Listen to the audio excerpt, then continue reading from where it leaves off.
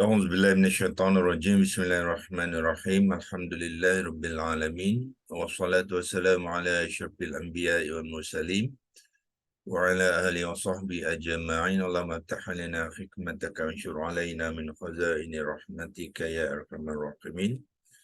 يا فتاح يا عليم افتح قلوبنا فتوح العارفين، وارزقنا فهم النبيين وإلهام الملائكة المقربين.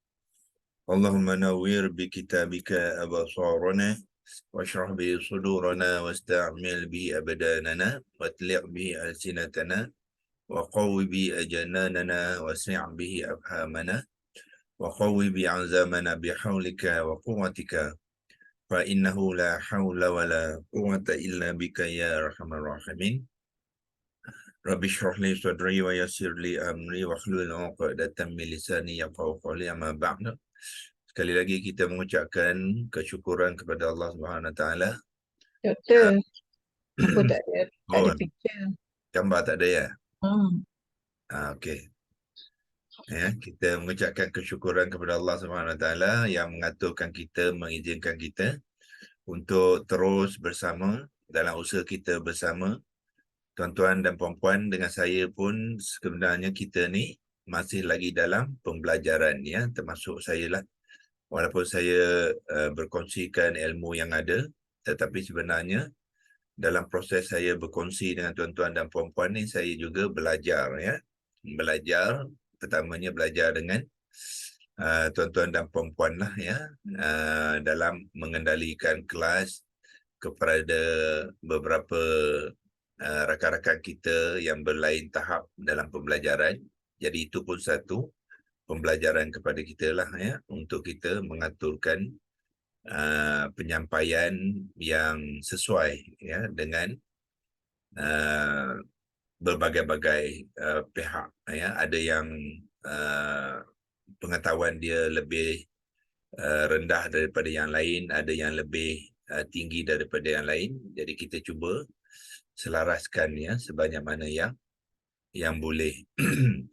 Dan yang keduanya, dalam kita berkongsikan ilmu yang kita ada itu, kita sentiasa akan mengambil langkah untuk memastikan maklumat-maklumat ya adalah tepat dan terkini, dan mengambil kira juga beberapa sumber-sumber yang perlu kita buat rujukan, tetapi tidak semestinya kita mengikut saja ya rujukan-rujukan yang kita guna pakai, tetapi kita kena membuat rumusan sendiri ya. Kadang-kadang kita menggunakan banyak rujukan, jadi rujukan-rujukan juga kita akan dapati ada kelainan ya dari segi penyampaian, bergantung kepada penyampaiannya lah ya, pengarang ataupun penulis buku-buku ataupun risalah-risalah ya. Tetapi yang penting sekalinya apa yang terbaik untuk kita ya, untuk kita guna pakaikan, untuk kita sampaikan kepada rakan-rakan kita ya. Jadi tidak semestinya kita gunakan rujukan kita mengikutnya secara 100% ya. Okey, dan yang ketiganya, keseluruhan perkongsian kita menggunakan secara digital ya. Bagi tuan-tuan dan puan-puan yang belum lagi committed sepenuhnya dengan cara digital ni, eloklah mengambil langkah-langkah yang tertentu supaya menggunakan pembelajaran ni secara digital ya. Jadi dapatlah kita manfaatkan pembelajaran kita lebih lagi daripada cara-cara konvensional yang kita selalu kita gunakan sebelum ni, insyaAllah. Okey, kita masih lagi berkongsikan dengan ayat. Saya kongsikan skrin dulu.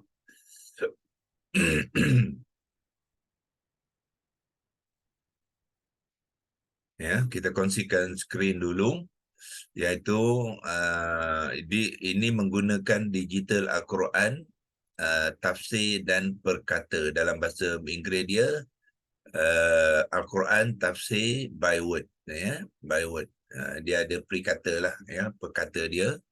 Tetapi yang bagusnya digital Al-Quran ni, dia membantu kita memberikan maklumat yang lebih daripada hanya perkata, ya.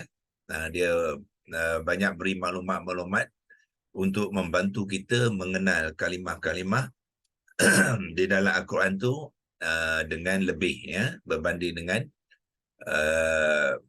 digital Al-Quran yang lain ataupun bahan-bahan Al-Quran yang lain yang konvensional, ya. Kita dapati ilmu nahu dan ilmu tasrif ataupun soroh juga disediakan di dalam digital Al-Quran ni, bergantung kepada kemahiran kita macam mana nak menggunakannya. Kalau kita mahir menggunakannya, InsyaAllah dia banyak membantu. Sebab tu saya banyak gunakan. Ini salah satu daripada bahan digital yang saya gunakan, ya. Dan banyak lagi bahan-bahan digital yang saya buat rujukan, saya yang kongsikan dengan tuan-tuan dan puan-puan semua, ya. Jadi kita telah memulakan perkongsian kita daripada kalimah pertama ayat ke-10 dan kalimah kedua, iaitu fi qulubihim. Kita itulah mengenali fi qulubihim ni. Dua kalimah ni bila kita membahaskannya, perlulah kita bahaskan sekali, ya. Sebab dia mengandungi perkaitan yang rapat, ya, dan perlu dibacakan sekali. Jadi adanya pi sini dia membawa masuk kalimah selepasnya, biasanya dalam bentuk isim, kalimah kata nama, dan kalimah kata nama tu semestinya mengambil i'rab yang majrur.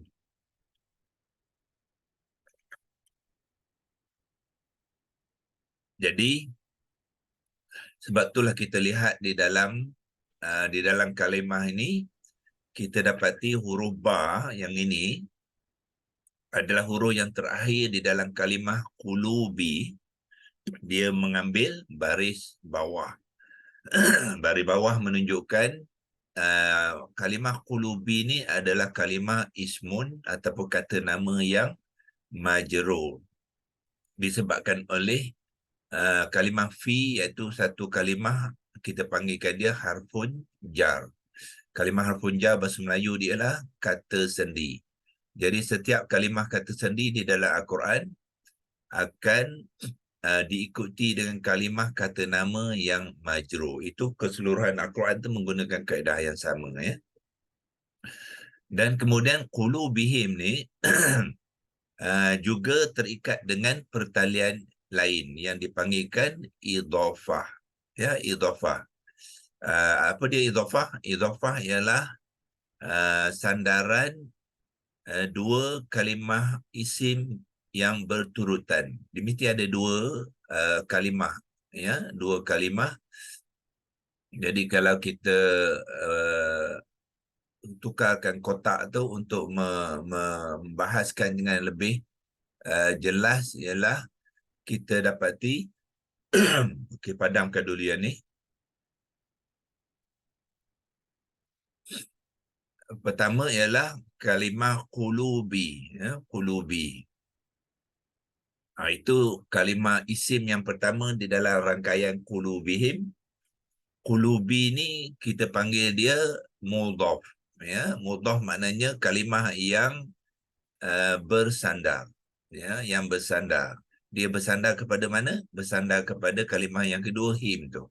So terdapat kalimah yang kedua juga dalam bentuk kata nama, ya, kata nama. Jadi qulubi ni dipanggilkan mudhaf dan him ni dipanggilkan mudhafun ilaih. Ya, so mudhaf dan mudhafu ilaih menjadi satu pertalian yang dipanggilkan idhafah. Idhafah. Ya, so bila berlakunya idhafah, kita akan dapati beberapa ciri-ciri yang kita boleh kenal dia, ya. Idhafah sebenarnya melibatkan 4 ciri. Ya. Bila berlaku saja idhafah, sandaran di antara dua kalimah kata nama, dia mesti mempunyai, menepati 4 ciri-ciri. Ya. Sebenarnya ada 5, tapi untuk masa sekarang ni kita fokus kepada 4 pun sudah mencukupi. Ya. Yang kelima tu jarang-jarang kita dapati. Jadi 4 tu apa dia? Pertamanya mesti ada 2 kalimah isim yang berturutan. Qulubi 1 kalimah isim, him 1 kalimah isim. So 2 kalimah isim yang berturutan. Itu ciri pertama. Ciri kedua, dia berlaku di dalam kalimah yang pertama, di mana kalimah yang pertama tu tidak mengambil alif lam ta'rifah. Ya, tuan-tuan lihat di awalan kalimah qulubi, ya, di awalan kalimah qulubi, di sini sebelum qulubi, sebelum tidak ada alif lam ta'rifah. Itu ciri yang kedua. Dan mana-mananya kalimah yang pertama qulubi itu tidak akan mengambil alif lam ta'rifah. Walaupun kalimah itu dalam bentuk ma'rifah. Itu kita kena faham, ya. Walaupun dia tidak ada alif lam ta'rifah, tetapi dia boleh menjadi isim ma'rifah. Maknanya dia boleh berperanan sebagai isim ma'rifah walaupun tanpa alif lam ta'rifah, kerana mudhaf tidak boleh mengambil. Maknanya alif lam ta'rifah tidak boleh dituliskan bersama dia. Itu maksudnya, ya. Itu ciri yang kedua. Ciri yang ketiga ialah juga berlaku di dalam kalimah yang pertama, iaitu qulubi itu, di mana huruf terakhirnya B, ya, tidak boleh mengambil baris tanwin. Tidak boleh qulubin him, tak boleh. Ya, ataupun qulubun him, tak boleh. Quluban him, tak boleh. Dia tidak boleh bertanwin. Dia mesti, kalau asalnya ialah qulubin, ya, ini asal dia ialah qulubin. Tetapi bila dia berperanan sebagai mudhaf kepada idhafah, maka B yang tanwin tadi digugurkan tanwinnya, jadi tinggallah satu baris saja, baris kasrah, iaitu qulubi. Itulah tanda-tanda idhafah. Ya, bila kita melihat ciri-ciri macam ni, kita tahulah itu adalah rangkaian yang dipanggilkan idhafah. Itu yang ketiga, ya. Yang pertama tadi apa? Yang pertama yang ialah mesti ada 2 kalimah kalimah isim yang berturutan, ya. Kalau saya bantukan dengan menggunakan teks, ya, saya letakkan labeling kat situ. Ini ciri pertama, iaitu letak nombor 1. Yang ini ciri yang kedua, iaitu tidak ada alif lam. Ya, saya letakkan sini ciri yang kedua. Dan ciri yang ketiga, huruf terakhir kepada kalimah yang pertama tu adalah tidak boleh mengambil tanwin. Tu ciri yang ketiga. Dan ada ciri yang keempat. Ciri yang keempat ialah kalimah yang kedua ni, ya. Kalimah yang kedua ni mesti, ya, iaitu kalimah mana? Kalimah him. Ya, yang ni. Nanti kita tekan tempat lain dulu sebab dia mengganggu tu. Ya. Kalimah him ni, ambil arrow sekali lagi. Yang ni, ya, kalimah yang kedua di dalam kerangkaian idhafah tu mesti mengambil i'rab yang majrur. Itulah 4 ciri-ciri yang kita perlu kenal apabila kita membahaskan ataupun membincangkan tentang pertalian yang dipanggilkan idhafah, ya. Idhafah tu macam mana ejaan dia, saya bantukan dengan tag, letakkan di bawah ni. Ialah IDHO, Rumi dia, ya. Rumi. Kalau nak tulis Jawi pun boleh, tapi ini kita tulis Rumi dulu. Itulah dipanggilkan idhafah. Ya. Qulubi adalah mudhaf, him adalah mudhafu ilaih, gabungan mudhaf dan mudhaf menjadi pertalian ataupun rangkaian idhofah yang bermaksud sandaran. Ya, kalimah pertama tu bersandar kepada kalimah dua. Kalau tidak, makna dia tergantung. Qulubi maknanya hati. Ya, hati. Jadi hati mesti ada dia punya pasangan dia, ya, sandaran dia iaitu mereka. Jadilah hati mereka. Kalau tidak, makna kepada qulub tadi adalah tergantung, ya. Nah, itulah maknanya fi qulubihim ni dia ada dua pertalian. Pertama dia jar wa majrur fi qulubi, kemudian diikuti dengan qulubihim iaitu pertalian idhafah, ya. Pertalian jar wa majrur kita telah bahaskan hari Jumaat. Kalau saya uh, recall balik apa yang telah kita bincangkan hari Jumaat tu, yang kita telah simpan, ya, dalam screenshot yang ni. Ni dia, ya, yang kita bahaskan hari Jumaat, ya. Fi khulubi kita kata dia mempunyai pertalian dipanggilkan jar wa majrur, dan kita cuba imbas kembali sebelum ayat ni. Sebenarnya banyak kes-kes jar wa majrur, iaitu rangkaian harfun jar dengan isim yang majrur, ya. Dan kita telah kena pasti pun, ya, alaihim adalah jar wa majrur, ala qulubi juga jar wa majrur, ala sam'i jar wa majrur, ala absari pun jar wa majrur, lahum pun kes jar wa majrur. Lam ni adalah harfun jar, hum tu adalah isim dhamir yang majrur. Minan nasi, ya, min adalah apa? Adalah harfun jar. An-nasi adalah isim yang majrur, ya. Billahi pun jar wa majrur, dan ditambah dengan bil yaumi oleh waw atifah ni, sini pun jar wa majrur. Dan di hujung ayat ke-8 bimu'minin ada ba harfun jar. Jadi mukminin perlu mengambil i'rab yang majrur. Dia tak boleh bimu'minuna, tidak boleh, ya, sebab peraturan dia selepas harfun jar, kalimah selepasnya mestilah isim yang majrur. Bermakna mukminina ni adalah kalimah isim, ya, kalimah isim yang majrur. Macam mana kita nak mengenal sini kalimah isim? Dia ada tambahan ya dengan non baris atas di hujung ni, kita panggilkan tambahan ina ni.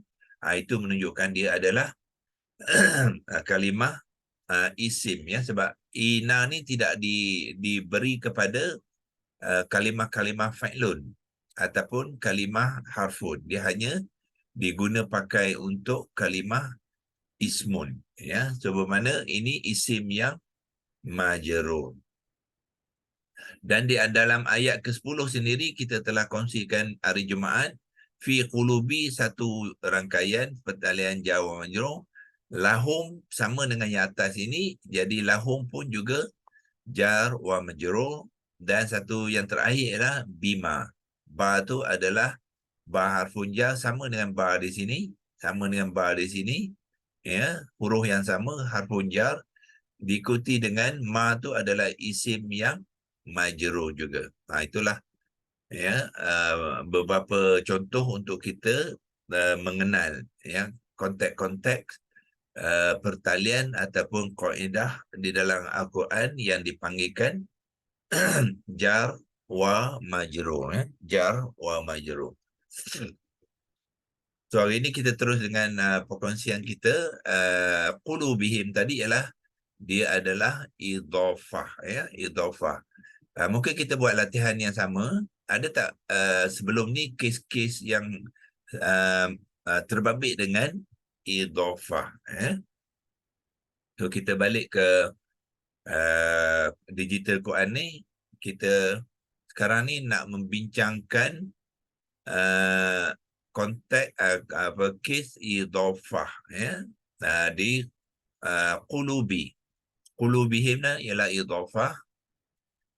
Tadi kita telah nyatakan, ya, iaitu kotakkan dia qulubihim, ya. Qulubihim ni konteks idhafah. Cuba kita lihat di dalam ayat yang sebelumnya ada tak kes idhafah juga, ya. Seperti mana yang kita buat latihan kepada jar wa majrur, kita lihat kes idhafah. Dua kata nama yang bersandaran berturutan dan bersandaran. Kalimah pertama tidak ada alif lam ta'rifah. Huruf terakhir kepada kalimah pertama tu tidak mengambil tanwin, dan kalimah kedua mengambil i'rab yang majrur. Okey, cuba kita lihat ayat ke-6. Innal ladzina kafaru sawa'un 'alaihim anzartahum am lam tunzirhum la yu'minun. So sini tak ada kes idhafah, ya. Tidak ada kes idhafah. Lihat yang ayat ke-7. Khatamallahu ala qulubihim. Sebenarnya nampak qulubihim ini sebenarnya idhafah lah. Ya, kalimah yang sama yang digunakan dalam ayat ke-10 sama dengan ayat ke-7. Qulubihim, ya, itu adalah idhafah. Ya, kemudian sam'ihim, yang ni pun idhafah juga. Kes idhafah. Ini kalimah yang pertama, kalimah isim yang pertama. Ini kalimah isim yang kedua. Ya, so dua kalimah isim berturutan, itu ciri pertama. Kalimah pertama tidak ada alif lam ta'rifah, itu ciri kedua. Kalimah yang kedua, huruf terakhirnya tidak mengambil tanwin, itu ciri ketiga. Dan ciri keempat ialah kalimah yang kedua, him ni, mesti mengambil i'rab yang majrur. Itulah dipanggilkan idhafah. Kalau salah satu daripada empat itu tidak berlaku, maka dia tidak boleh menjadi idhafah. Okey, apa kes lain idhafah ialah absarihim, ya, absarihim, ya. Absari adalah mudhaf, him adalah mudhafun ilaih. Ya. Absar tidak ada alif lam ta'rifah. Absari, ra tu tidak bertanwin. Itu maknanya dia menepati ciri-ciri idhafah, dan him ni adalah isim yang majrur, dan isimnya specifically dia isim dhamir. Ya, isim dhamir yang majrur. Jadi empat ciri-ciri pun sama je, ya, yang berlaku kepada qulubi, sam'ihim dan juga absarihim. Dan kalimah-kalimah selepasnya tidak ada membabitkan idhafah. Okey. So sudah ada 3 contoh, dan lihat ayat ke-8. Ya, ada tak kes idhafah? Wa minan nasi, ini ialah jar wa majrur, ya. Man yaqulu adalah fi'lun, iaitu fi'il mudhari'. Amanna ni fi'il madhi. Billahi wal yaumi kita telah buat sebelum ni, dia adalah jar wa majrur, ya. Sini pun jar wa majrur, dan al yaumi dengan akhiri adalah sifat dan mausuf, ya. Yang ni al-yaumi itu adalah mausuf, al-akhiri itu adalah isim sifat kepada al-yaumi. So dia mengandungi pertalian yang lain, bukannya idhafah. Wa ma hum bimu'minin pun tidak ada kes idhafah, ya. So dalam ayat ke-8 tidak ada kes idhafah. Ayat ke-9, yukhadi'una Allah wallazina amanu, ini adalah fi'il mudhari', ini objek dia. Wallazina amanu isim ma'tuf, dia isim mausul yang mengambil peranan sebagai ma'tuf kepada Allah dengan adanya waw atifah. Ini fi'il madhi. Wa ma adalah harfun istinafiyah waw, dan ma adalah harfun nafiyah ataupun nafi yang menidakkan, ya, makna kepada kalimah yang selepasnya, iaitu yakhda'una, maka dan tidaklah mereka menipu, ya. Tidak ada kes idhafah. Illa anfusahum, illa adalah dipanggilkan harfun hasrun, ya, harfun hasrun. melainkan, ya, ataupun kecuali, ya. So kadang-kadang digunakan dalam bentuk kecuali, kadang-kadang dibentuk melainkan, ya. So yang ni lebih tepat, melainkan, ya. Kecuali itu dia dalam satu kumpulan yang pertama dan dia dikecualikan. Tetapi kalau melainkan tu, dia adalah selain daripada apa-apa yang dalam satu kumpulan. Itu dia bezanya, dipanggil kalimah harfun hasrun dengan harfun istiqnas, ya, istiqnas. Okey, so di sini terdapat kes idhafah. Anfusahum. Anfusa ni adalah mudhaf, hum adalah mudhafun ilaih yang majrur. Anfusa tidak ada alif lam ta'rifah, sim tidak mengambil tanwin, ya. Itu semua menepati 4 ciri-ciri idhafah kepada anfusahum. Lepas tu wama yash'urun, tidak ada lah, ya. Yang wama yash'urun tu waw tu adalah waw haliyah, seperti mana yang di atas tadi ialah waw haliyah yang membawa erti sedangkan, ya. Sedangkan mereka tidak beriman, sedangkan mereka tidak menyedari. Okey, cuba kita lihat di ayat 10 ada tak kes idhafah selain pada qulubihim, ya. Maradun adalah isim yang nakirah, ya, dan tak ada turutan isim lain, maka tidak ada idhafah di sini. Fazadahumullah adalah fi'il madhi, ya, dengan hum adalah objeknya dan Allah adalah fa'ilnya. Maknanya yang melakukan perbuatan fazada ni ialah Allah. Ya, Allah ni dalam bentuk marfu'. Ya, dia ada ha tu, baris hadapan tu menunjukkan i'rabnya yang marfu'. Ya, yang menunjukkan Allah itulah yang jadi fa'il. Fa'il adalah orang yang melakukan perbuatan, ya. Jangan confuse dengan fi'il, ya. Fa'il dengan fi'il tu perlu kita sebutkan dia baik-baik dan perlu kita kenal dia baik-baik. Kalau tidak nanti dia bercampur aduk. Fi'il ialah kata kerja. Fa'il ialah pelaku kepada kata kerja. Ya, itu beza dia. Jadi Allah adalah apa? Fa'il, bukannya fi'il. Fi'il dia mana? Yang ni fazada. Yang ni fi'lun dia. Kata kerja dia. Allah adalah fa'il, pelaku kepada kata kerja. Kata kerja mesti ada pelaku. Ya, bila berlakunya perbuatan, maknanya mesti ada orang yang melakukan. Itulah dinamakan fa'il, ya. Jadi sini tidak ada kes idhafah, ya. Kita padamkan kotak tu.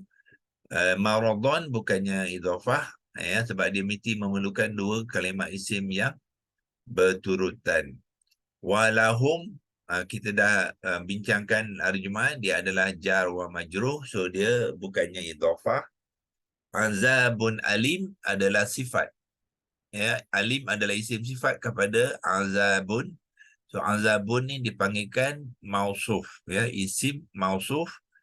Alimun adalah isim sifat kepada azab. So sekali lagi sini, walaupun ini terdapat 2 kalimah kata nama yang berturutan, tetapi dia tidak menepati ciri-ciri yang 4 tadi kepada idhafah. Okey, kita lihat mana ciri yang dia tak menepati. Ciri pertama dia menepati, iaitu 2 kalimah isim yang berturutan. Betul. Azabun dengan alimun, 2 kalimah isim yang berturutan. Macam mana kita mengenal dia kalimah isim? Dia bertanwin. Ya, bertanwin. So, tanwin hanya digunakan kepada kalimah isim saja. Dia tidak digunakan kepada kalimah fa'lun. Dia tidak digunakan kepada kalimah harfun. Dia kepada isim saja. Sebab tu 2 isim tu betul. Ciri yang pertama. Kemudian ciri yang kedua, dia tidak ada alif lam ta'rifah kepada azabun pun betul. Dia ciri kedua okey. Ada di dalam rangkaian ni, ya. Lepas tu kalimah ketiga apa? Huruf yang pertama di dalam kalimah pertama tu, huruf terakhir di dalam kalimah pertama tu mesti tidak boleh bertanwin. Jadi sekarang sedangkan yang ni dia ada tanwin ya. So bermakna bila ada dia tanwin kepada kalimah yang pertama tu bermakna dia bukan lagi idhafah. So makna ini bukan kes idhafah. Ya. Azabun alim bukannya kes idhafah. Ya, dia tidak menepati tiga ciri. Yang ketiga, dia tidak menepat alimun ni dalam bentuk isim yang marfu'. Ya, dia mengambil i'rab yang maksud dia jadi tidak berlaku idhafah ya kepada azabun alim. So bila tidak idhafah dia mana dia akan menggunakan pertalian yang lain ya, iaitu ini adalah isim sifat kepada azab. Azab adalah mausufnya dan alimun adalah isim sifat. Ya. Dan akhir sekali bima kanu yaksibun juga tidak ada ya. Bima tu seperti di atas kita jumpa sebelum ni. Mana dia bima?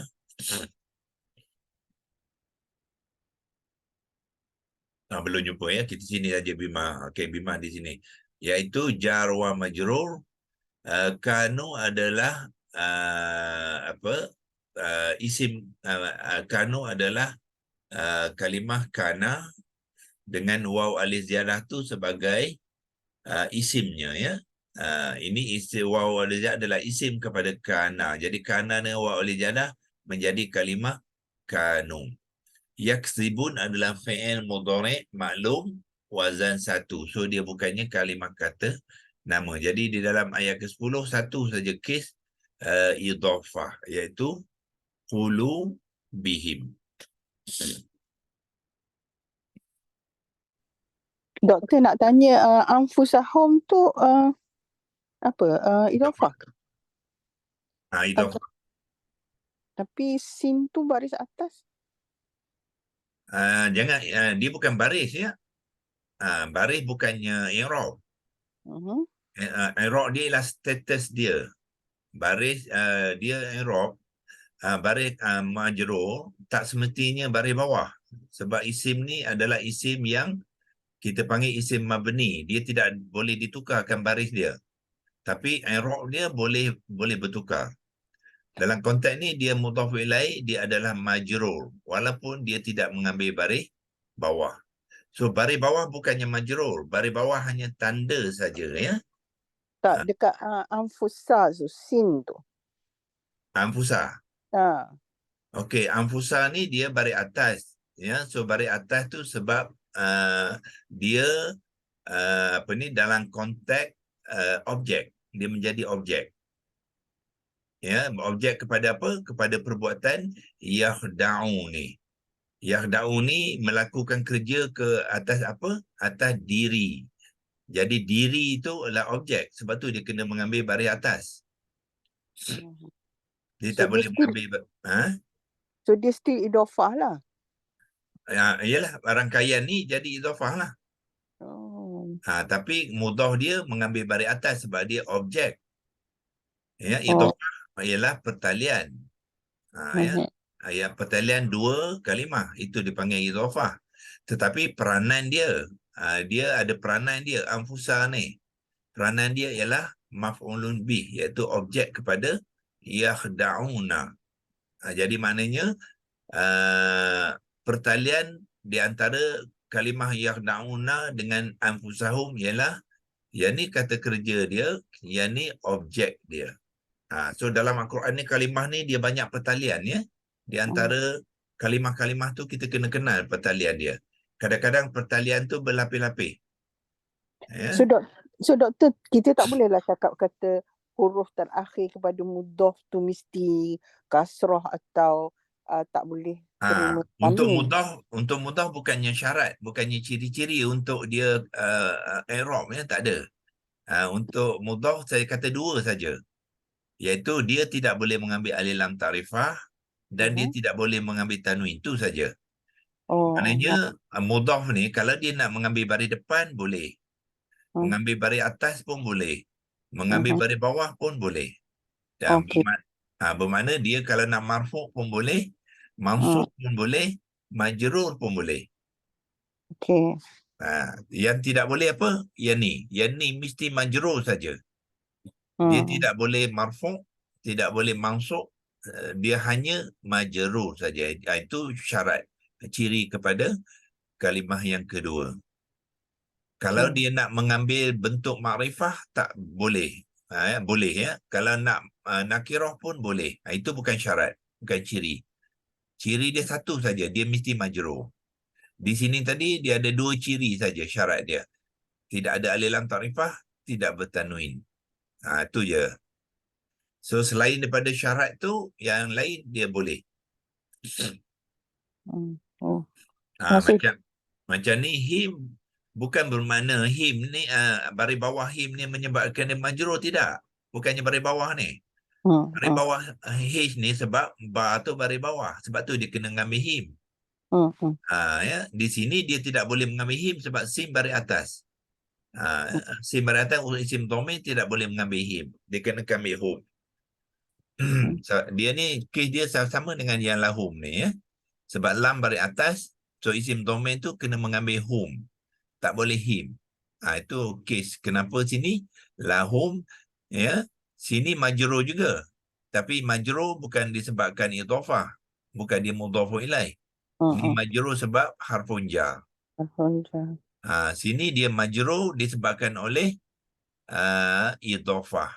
Ya, idhafah dia menjadi peranan dia mudhafun ilaih, so dia mesti majrur. Terima kasih Doktor. Okey, sama ya. Bagus soalan tu sebab kita nak pastikan maklumat-maklumat yang kita boleh dapati pada kalimah tu, kita kemas susunan dia sebab banyak maklumat. Jadi kita kena tahu konteks apa, kenapa. Ya. Jadi bila kita faham tu, jadi bila kita membaca tu, kita akan membaca dengan kefahaman yang tepat. Ya. Okey. Okey, untuk hari ini kita sampai di situ saja. Sudah 7.52 ya, dan kita akan sambung besok dengan kalimah maradun ya. Lepas tu kita sambung dengan faza dahumullahu. Yang ni kita kena bincangkan dia sekali ya. Bincangkan dia sekali sebab dia berkait rapat. Tidak boleh baca faza dahum saja tanpa Allah. So kena baca dia sekali sebab Allah ni adalah fa'il kepada fazada. So dia kena dikupaskan sekali insya-Allah. Allah ni fa'il dia, fazada ni perbuatan dia, objek dia ialah hum. Sekarang ni kalau dia objek hum ni sebenarnya mengambil i'rab yang mansub. Ya, sini mansub. Sini majrur. Di sini dia majrur. Ya, sini dia majrur. Ya. Di sini apa? Wa mahum, di sini dia marfu'.